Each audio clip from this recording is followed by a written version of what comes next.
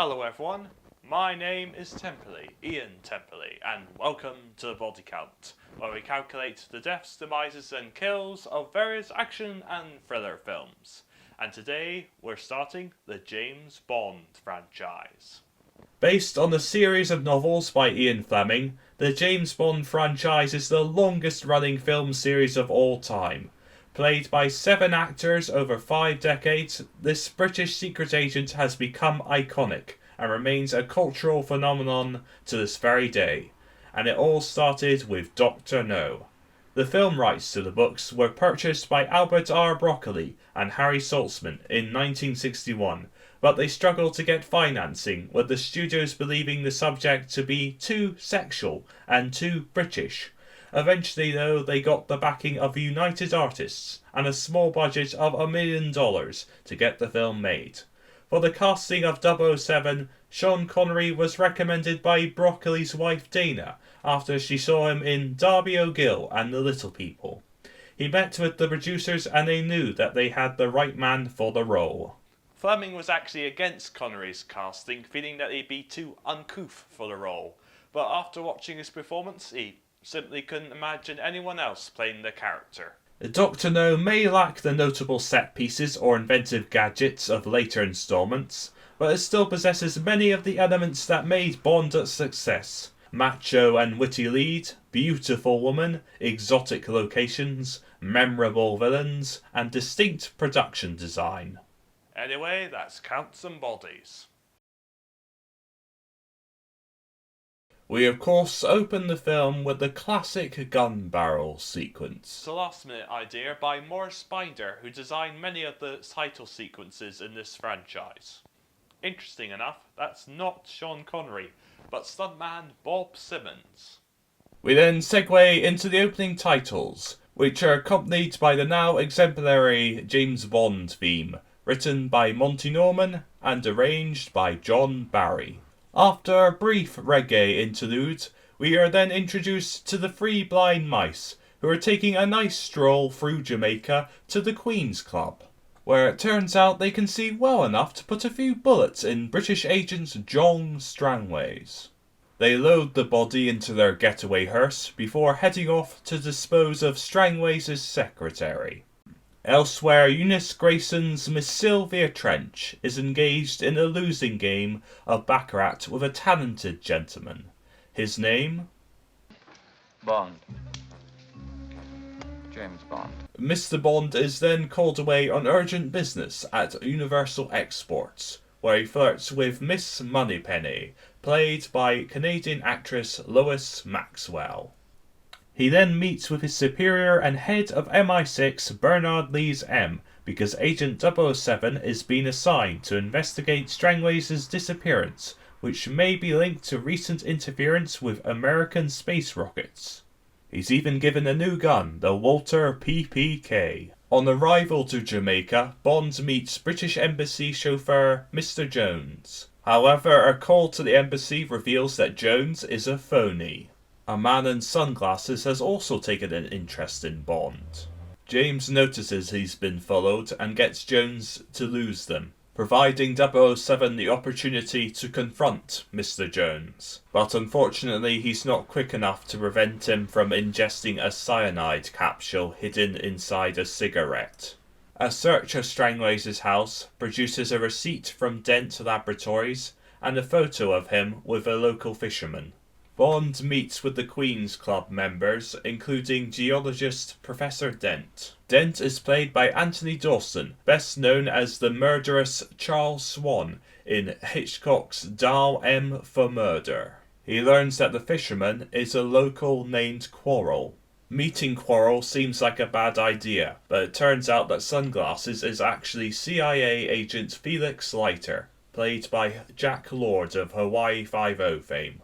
Turns out Strangways was indeed trying to help the Americans figure out the problem with their rockets. He and Quarrel were taking rock samples from the nearby islands, including the mysterious Crab Key, where a couple of Quarrel's friends went missing.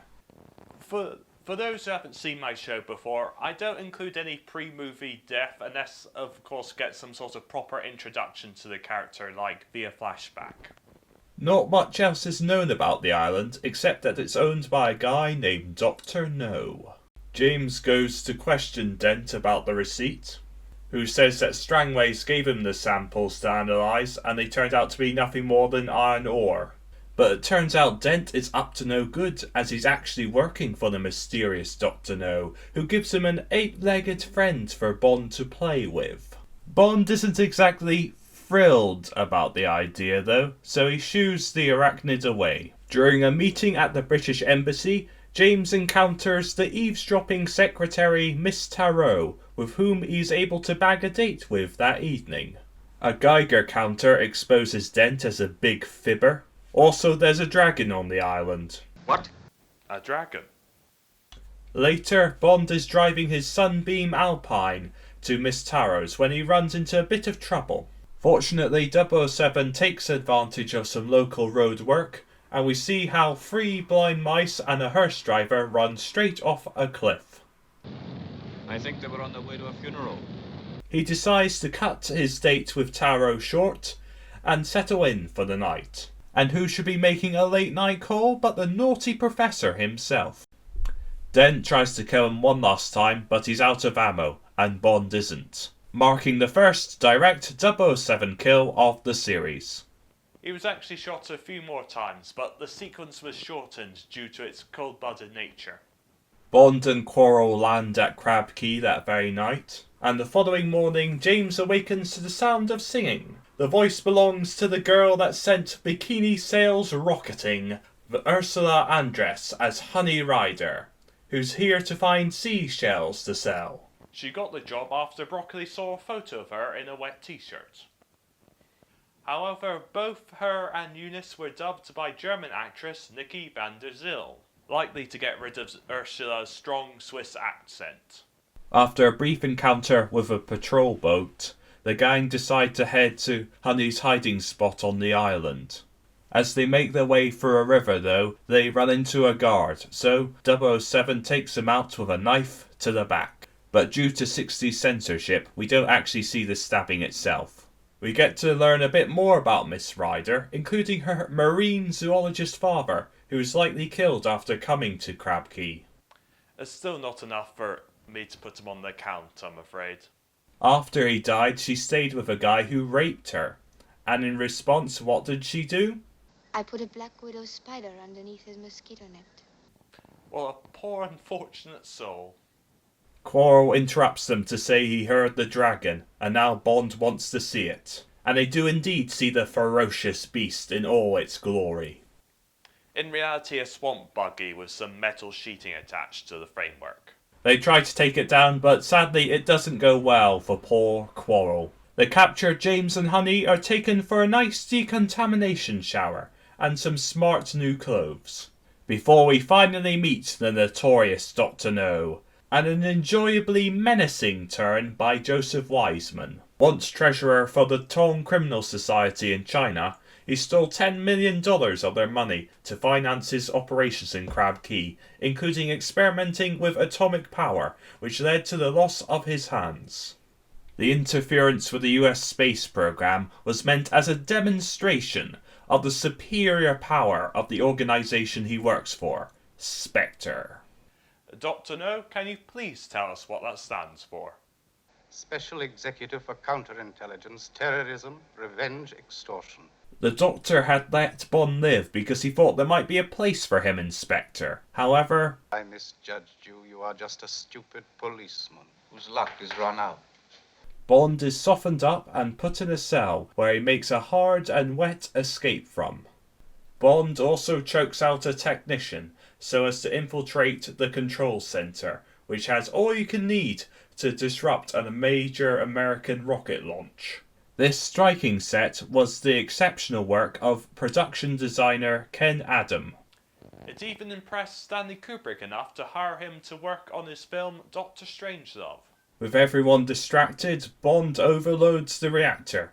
A technician tries to stop him, but 007 isn't having any of that, and knocks him off the gangplank. We see his body later, so I'm sure he's dead. It's time to abandon the area, folks, but Dr. No isn't finished with the stupid policeman yet.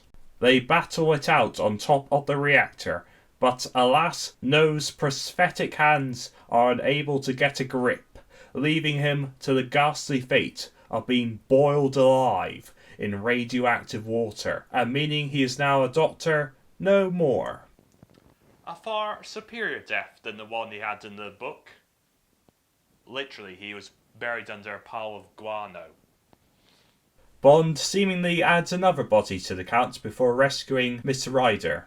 I'm not entirely sure that fall would have killed him, but it's likely he'd be too knocked out to escape the impending explosion anyway.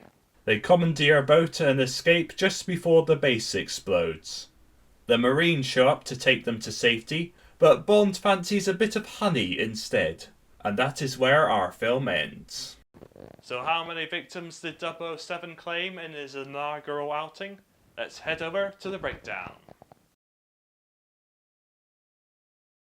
In total, only 14 people die in Dr. No, a pretty small figure compared to the numbers Bond will be racking up in future installments, and with a runtime of 105 minutes means that there's a death on average every 7.5 minutes. For the Magnum Bullet Award, while Quarrels was shocking and sad, I'm going to bestow it on Dr. No's because it's a nasty way to go and has the added value of a so-called superior being, undone by his own handicap. Meanwhile, I'll give the Damp Squib Award to that guard Bond takes out near the end. And that does it for another episode of The Body Count. I hope you enjoyed it, and if you did, please like and subscribe, and I'll see you next time. Take care.